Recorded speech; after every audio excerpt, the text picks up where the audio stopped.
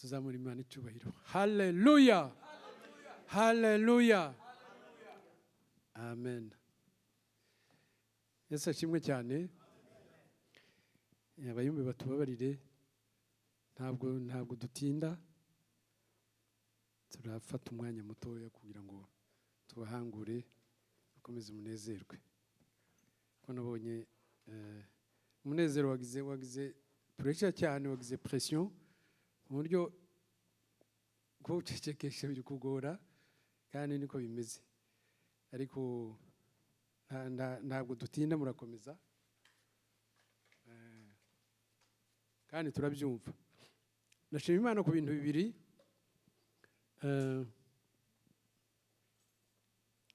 Reka mvuge bitatu.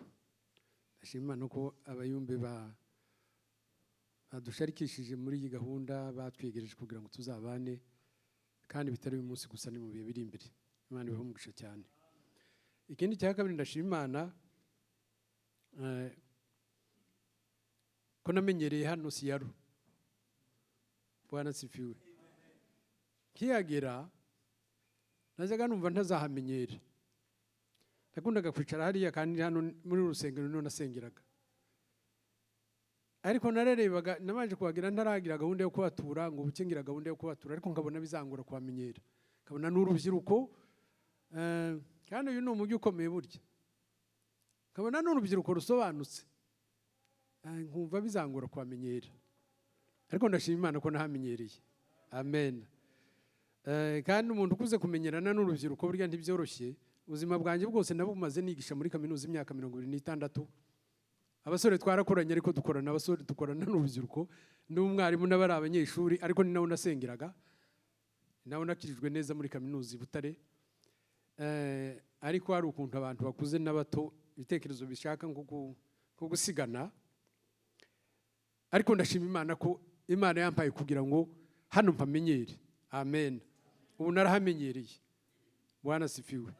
Kandi bintera kugubwa neza no gushima Imana umutima. Icya gatatu, ndashima Imana ko nakijijwe kandi nkuze.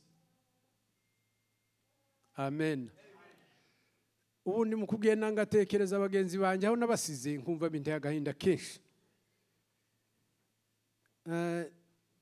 Nakijijwe neza n'umwarimu muri kaminuza. Namaze nigishaga filozofi. Filozofi rero ni siyansi challenging ibintu n'abantu. Noneho byarangoye kugira ngo nyivemo. Kandi burya umwarimu muri kaminuza afite na PhD, umuntu asuzugura abandi, umuntu akababona bari hasi cyane. Nubwo yaba ari umuyobozi ukomeye. Ariko kubera ko abantu akazi kacu twakoreshaga ari ak'ibitekerezo, igihe nje i Kigali mu Gatenga, hari ubwo nicaraga mu rusengero, nkumva abantu barimo, kandi Gatenga n'urusengero runini, nkumva abantu barimo, nkumva batari kuri level yanjye.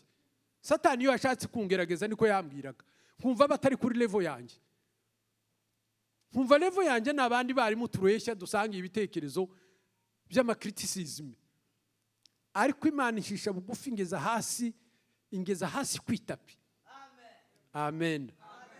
Sobanukirwa ko ikiruta ibindi ni ukuzamura icyubahiro cy'Imana. Amen.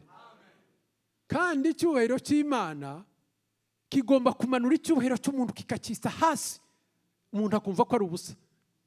Yesu niko yavuze, aravuga ngo nurangiza gukora umurimo wumva ko ukwiye, uzavuge ngo ndi umukozi w'imburamumaro. Yesu yari hatari. Pasiteri namara kugwiza abakristo benshi mu rusengero, agakora serivisi zitandukanye, abakristo bakamusura, akabura igihe cyo kubakira, ngo nazajya ataha aryamye ngo avuge ngo ni umukozi w'imburamumaro. Amen. Icyo ni ikintu gikomeye cyane, ni ikintu gikomeye. Ariko Imana niko yabishatse, nuko yashatse, kuko ariyo yonyine yihariye icyubahiro. Ntihagire umuntu uzavuga ngo arakomeye, kuko uvuze ngo arakomeye burya aba yananiwe, aba akwiriye gusubira ku isoko, akongera akisuzuma. Imana ishimwe cyane. reka tuganire n'abayumbe. Bwana sifiwe. Ariko abayumbe sabazwi ku rutonde gusa. Abayumbe na abantu bahamagariwe kuba ku gicaniro binginga Imana. Njyewe namenye abayumbe minganje, niyo navukiye, navuye nkiri muto, ariko niyo namenye abayumbe. Muri kino cyumweru niko natekereje abagabo babiri. Umugabo umwe ngo ni Rubogora, baramuzi, Vedaste Rubogora, yasenganaga n'undi mugabo ngo ni Semigomero. Bari batuye ahantu hitwa ku Gipimo, bajyaga baririmba, bakunda kuririmba indirimbo ngo ni matendo ya, ivuga ngo matendo ya Mungu ya Peter Pham, iby'Imana ikora biradutangaza. Bararirimbaga, sibo bonyine, abo nibo ntanze urugero. Bararirimbaga ukagira ngo none urusengero, igisenge cyahagurutse, ukumva ko harasa ngaho baye batimbiza mu rusengero. Amen. Imbaraga z'Imana zikamanuka. Hari umuntu wigeze kumva ubuhamya aravuga ngo bigeze gutarama rimwe, ngo bataramara abantu 6 abamarayika baza gutaramana nabo. Baratarama buracya. Noneho ngo buke ngo bakavuga batese byagenze gute ko twabonaga twabaye benshi. Niyo baje gutahura basanga abamarayika bari bamanutse babagendereye. Amen. Kuba abayumbe ni ikintu cyiza ariko kandi gikomeye. Ni ikintu gikomeye. Nabaye mu masengesho y'abayumba Arizona. Numva ngize ikibazo bari bafite amasengesho y'iminsi 3. Njyewe ngira ngo ayo masengesho azabe yo kwiyiriza no gusenga cyane. Niko nabitekereje. Kandi tujana n'umupasiteri nari nshumbikiyeho, tugenda kare ngo tuhagere.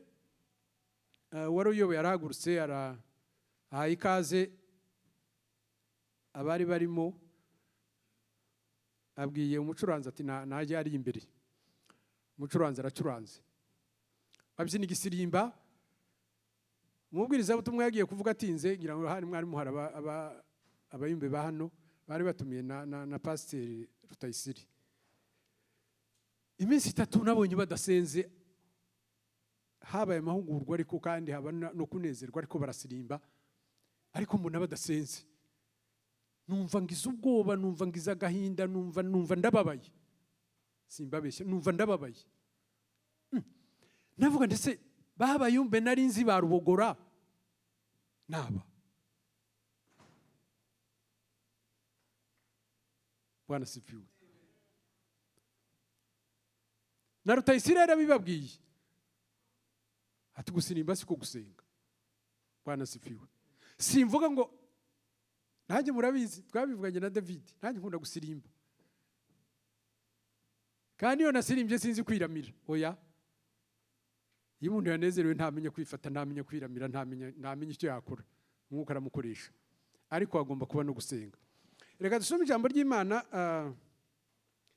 Uzi gusoma cyane yarisomera mu buhanuzi bwa Ezekiyeli. Mu buhanuzi bwa Ezekiyeli ibice 22 umurongo wa 30. Umuntu usoma yihuta muri Ezekiyeli ibice 22 umurongo wa 30.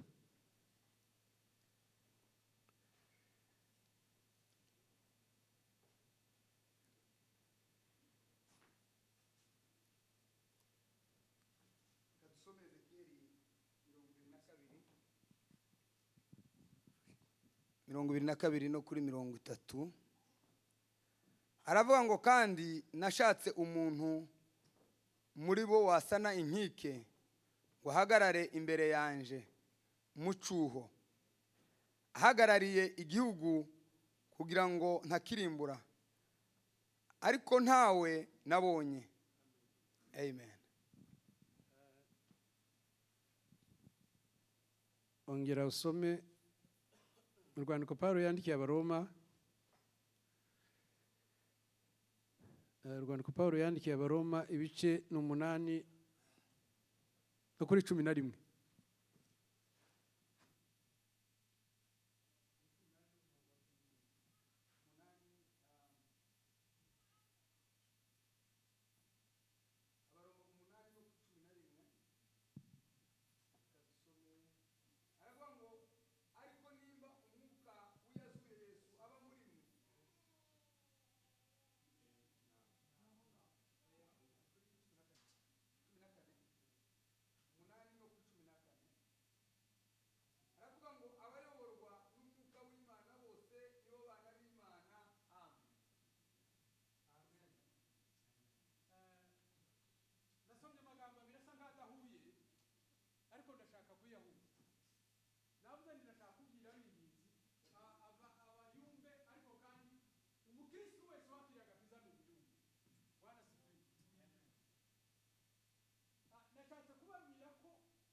identity y'umukozi w'Imana, y'umuntu uhamagariwe gukorera Imana, hakaba n'inshingano ze. Umuntu uhamagariwe gukorera Imana agira identite, agira uko agomba kuba ameze, agira uko agomba kuba yifata, agomba kugira uko agenda, agomba kugira uko avuga, agomba kugira ibimuranga, ntagomba kuba umuntu rusange. Mu Rwanda bakunze kuvuga ngo umuntu wa rusange, umuntu ugendera mu kivumbi. Umuntu uhamagariwe gukorera Imana by'umwihariko nk'umwigi, umuyumbi. Umuyumbi uhamagariwe gukorera Imana agomba kugira ibimuranga, ntagomba kugira indangagaciro za zindi za rusange, ntagomba kwitwara nka rusange, ntagomba kuvuga nka rusange, ntagomba kuba ari umuntu rusange. Amen. Agomba kuyoborwa n'umwuka w'Imana. Amen. Agomba kuba ayoborwa n'umwuka w'Imana. Umwuka w'Imana ni exige. Twazaga dukoresha ijambo ry'umurangi. Umwuka w'Imana hari umurangi twavuga ngo niki? Ni umuntu urangamye ukaze, ni umuntu utihanganira ubugoryi bw'umukristo. Umwuka w'Imana ntihanganira ubugwari bw'umukristo. Ntagukubita inkoni ariko ntagendana nawe. Bwana sifiwe. Kugira ngo ugire identite, ugire ikikuranga cy'umukristo, wa wundi wahamagariwe guhagarara mu cyo nguko twavuze hariya, agomba kuba afite ikimuranga gitandukanye n'abandi. Cyo kimuranga ni Mwuka Wera. Mwuka Wera ntiyakorana nawe udakiranutse. Oya, Mwuka Wera ntiyajyana nawe udakwiye. Amen. Udakwiye. Arakubwira ngo iki niki ntigikwiye, ukabica ukikomereza. Bwacya akakubwira ati iki niki kireke, ugasenga ukanezerwa, wicara ati iki niki ntabwo ari byo, ugasenga ukabyihorera. Iki niki wakiretse, yagerega akakureka akakuzibukira. Yakuzibukira ntabwo aba akikuvugisha. Oya, aragusiga akigendera. Ntabwo aba akikuyobora. Kandi iyo atakikuyobora urikoresha. Ushobora gukora ibintu byinshi bisa nkaho wakorera Imana ariko udakorera Imana. Bwana sifiwe. Kugira ngo tube dukwiye, tube dufite identity ikwiye, nuko tuyoborwa na Mwuka Wera. Mwuka Wera yaducyaha ugaca bugufi, ukaba wamara iminsi 2 uha usabira ikintu kimwe Mwuka Wera yakubujije kugeza ukiretse, kugira ngo uzabe inshuti kandi akuyobore. Nategereje kuyoborwa na Mwuka Wera, ntekereza hano abantu bakoresha za GPS. GPS yo ivangiye ndi kuyobora. Cyakora hano kubera ko urayoba ikaguhinda inzira, wayoba ikaguhinda inzira. Ariko wayivangiye muri systeme yayo ntiyakuyobora, yakureka kandi ukayobora, yakureka ukayobora. Mwuka Wera wamuvangiye arakureka ukikoresha. Kandi umukristo kwikoresha biratwa n'umupagani. Umukristo iyo yukoresheje biba bibi cyane, biba bibi, kuko Satani iba yaragambiriye kugira ngo igusingire, igufatisha imbaraga. Iba igusingiriye ntabwo ikurekura. Amen. Igusingire ntabwo ikurekura. Iyo niyo identite y'umukristo, nuko agendana n'Umwuka Wera, agaca bugufi Umwuka Wera akamuyobora, akamukoresha iby'igiciro, akamukoresha ibihesha Imana icyubahiro. ikuremera indangagaciro zikwiye kandi zikuranga nk'umukristo. Nizo dusanga hariya mu buhanuzi bwa Mika ku 8 ngira ngo kuri 6 n'8 havuga ngo urabizi mwana w'umuntu icyo Imana igushakaho ni ukugendana n'Imana uca bugufi ugatunga umutima w'imbabazi, ugatunga umutima w'imbabazi. Nk'uko bera turemera indangagaciro twamwemereye kandi zikomeye zikwiye. Mission Imana yaduhaye nk'abayikorera ni uguhagarara mu cyuho. Iri jambo ryarantangaje narisomye muri iki cyumweru, iri ryo muri Ezekiyeli. Ndatangara rivuga ngo nanjye nongere ndisome, kandi nashatse umuntu muri bo wasa n'ikiki wahagarara imbere yanjye mu cyuho, ahagarariye igihugu kugira ngo ntakirimbura, ariko ntawe nabonye. Aha Imana yabwiraga Isiraheli, yari ifite abantu benshi, hari abami, hari abatambyi, hari ingeri nyinshi, abayoboye imiryango bari benshi. Ariko muri icyo gihe Isiraheli yitwaraga nabi. Bari baramaze guhaga, baradamaraye, bibagirwa uko Imana yabakuye mu Giputa, bibagirwa urugendo Imana yagendanye nabo mu butayu, bibagirwa ko Imana ariyo bahesheje igihugu ibirukanira abanzi. Barabyibagirwa, batangira kwitwara nabi. Usomye mbere usanga ibi bakoraga birenze urugero.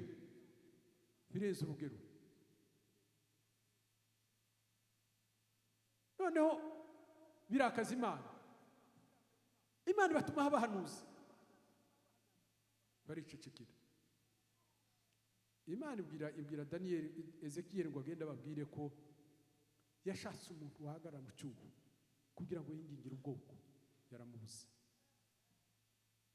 Yashatse umuntu umwe wahagarara mu cyuho akingingira ubwoko, akingingira igihugu, yaramubuze. Naribaje ndavuga nti se hari aho Eliya yigeze kubwira Imana, umuhanuzi Eliya aravuga ngo abantu bose baramije Baali, ni njye nyine usigaye. Imana irambwira ngo haracyari 7,000 bitarapfukamira Baali. Noneho ahandi baza nti se habuze n'umuntu n'umwe wahagarara mu cyuho. Icyo naje gusobanukirwa niki, Imana ishaka umuntu wa karite. Sinzi iryo jambo rya karite icyo bivuze, ishaka ukiranutse, wa wundi ukiranutse unezeza Imana, wa wundi ukiranutse unezeza Imana. Imana ireba ikamuhamya ikavuga ngo uyu ni uwanjye, ndamwishimiye. Bwana sifiwe, haleluya, turi kumwe, amen. Imana ishaka kureba wa wundi, ireba ikamwihamiriza yonyine. Mwuka Wera akavuga ngo uyu tuzagendana nawe, uyu afite indangagaciro nshaka, nzagendana nawe kandi nzakorana nawe. Uwo ni wowe wingingira igihugu. Bwana sifiwe. Muri ibi bihe hari abantu benshi Imana yahamagaye, benshi hitabye benshi, ariko uhagarara mu cyuho, uhagarara kugira ngo yingingire itorero, yingingire ubwoko bw'Imana burimo bugenda burimbuka, yingingire amatorero arimo agenda mu bidakwiye. Imana iramushaka, amen. Imushaka mu bayumbe, imushaka mu bashumba, imushaka mu bamama, imushaka mu baririmbyi. Imana iragenda imushakisha Mwuka Wera. Mwuka Wera aragenda ahamagara akavuga ati ari uwo shaka kugira ngo ahagarare ku nkiki, ari kugira ngo ahagarare mu cyuho, kugira ngo Imana imukoreshe ibyo Imana ishaka gukora. Hari ibyo Imana ishaka gukora, hari icyo Imana ishaka guhindura, hari icyo Imana ishaka kurema, hari icyo mu itorero rya Kristo. Itorero rya Kristo risigaye rifite ibidakwiye, kandi abantu bakambara ishusho y'uko bakiranutse kandi badakiranutse, bimaze kurakaza Imana. Niba mbivuga si hano saa honyine, ariko ishusho y'abo Imana ishaka, Imana iri mu kwishaka ikayibona, haba ari mu rubyiruko. Bwana sifiwe. Imana irayishakisha. Amen. Ni gute twagira kugira ngo twambare identite y'Imana, tunezeze Imana? Nuko twagenda ku Mwuka Wera ashaka, nuko twaganira na Mwuka Wera tukamwumva, tukemera ko duhindura, tukemera kugendana nawe, tukemera exigences, requirements tukagendera. Niba dusenga kandi niba turirimba, tujye dusenga turamya Imana, turirimbe twihana. Abayumbi muririmbe mwihana, abasore byo muririmbe mwihana. Kandi ntimukaze mubwira ngo ibyaha bikomeye n'ibyaha bindi abantu bose bavuga. Oya, ibyaha si ibyaha bindi byanditse ku cyapa. Hari ibyaha byanditse ku cyapa burya, ariko ibyaha si ibyaha bindi byanditse ku cyapa gusa. Oya, urubyiruko rurakora ibyo Imana idashaka rwinshi. Imana tubabarire. Imana yashaka ko tugenda na Mwuka Wera, hanyuma tugahagarara mu cyuho, tukingingira itorero, tukingingira igihugu. Hari ibintu byinshi byo kwingingira, dukeneye kwingingira ubumwe. Aba duhora twita utugara, abana b'Imana bakeneye kubingingira, bakingingira ubwoko, bakingingira, simvuga ngo utugara nitwo tw'amafuti, ariko abantu bakingingira ubumwe, abantu bagatakamba. Babonye ibyabaye Bukavu ejo bundi, abantu bagatakamba, bakaririra Imana. Ubwo simvuze gusa muri parti mu bwoko bumwe, ariko hano muri Amerika, abanyamerika bakeneye Imana. Hano Imana bakeneye Imana, bakeneye kwingingira, bakeneye ababingingira. Ni ukuri aba banyamerika batwakiriye, aba bakeneye ababingingira, abakeneye ababingingira, bakeneye abagendera ku mavi, bakiyiriza, bakaririra Imana. Amakarisa agenda afungwa, amatorero afungwa, ugira ngo ni ibintu gusa. Ha dusengera hariya bari kurigurisha, hari huzuye amatorero adafite abasengeramo, bagiye. Iza infrastructure zingana zitya, bagiye.